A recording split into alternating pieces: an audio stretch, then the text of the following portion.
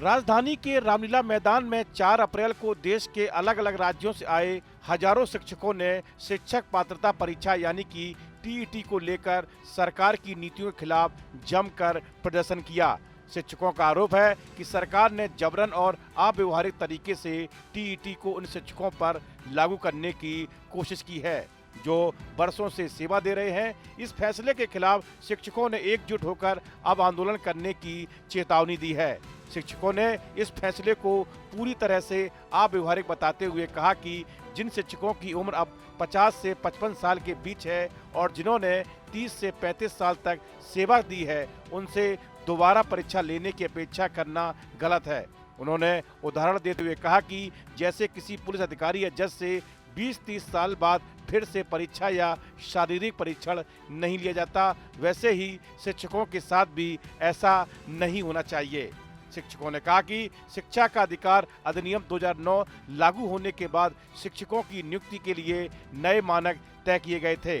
उन्होंने बताया कि 2011 के बाद नियुक्त होने वाले शिक्षकों के लिए टीईटी अनिवार्य कर दिया गया, लेकिन उससे पहले नियुक्त शिक्षकों ने अपने समय के अनुसार सभी आवश्यक योग्यताएं पूरी की थीं। शिक्षकों ने सवाल उठाया कि 2017 में अचानक नियम बदलकर पुराने शिक्षकों पर टीईटी लागू करना पूरी तरह से गलत है।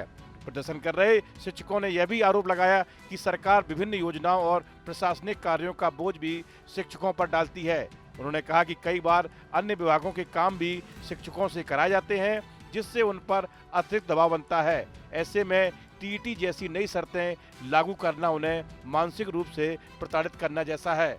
इस प्रदर्शन में उत्तर प्रदेश, बिहार, मध्य प्रदेश, राजस्थान समेत कई राज्यों से शिक्षक पहुंचे थे। उत्तर प्रदेश के बहराइच से आए एक शिक्षक ने बताया कि वह बरसों से सेवा दे रहे हैं और जब अचानक टीईटी लागू करना अन्याय है। उन्होंने कहा कि लाखों शिक्षक इस फैसले के खिलाफ एकजुट होकर सरकार तक अपनी आवाज पहुंचाने आए हैं। 1 सितंबर 2025 को सुप्रीम कोर्ट ने सुनवाई करते हुए देश के विभिन्न राज्यों और भारत सरकार के अधीन विद्यालयों में शिक्षा का अधिकार लागू होने से पहले नियुक्त शिक्षकों को अगले 2 साल में टीईटी पास करना अनिवार्य है। शिक्षकों का कहना है कि इस मामले पर सुप्रीम कोर्ट ने शिक्षकों को सुना ही नहीं है।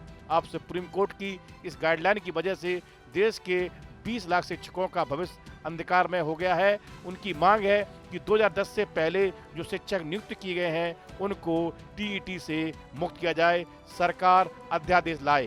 इस वीडियो में फिलहाल इतना ही। आप बने रहिए न्यूज नेशन के डिजिटल प्लेटफॉर्म के साथ। अब से डीडी फ्री डिश की चैनल नंबर 57 पर देखिए न्यूज नेशन।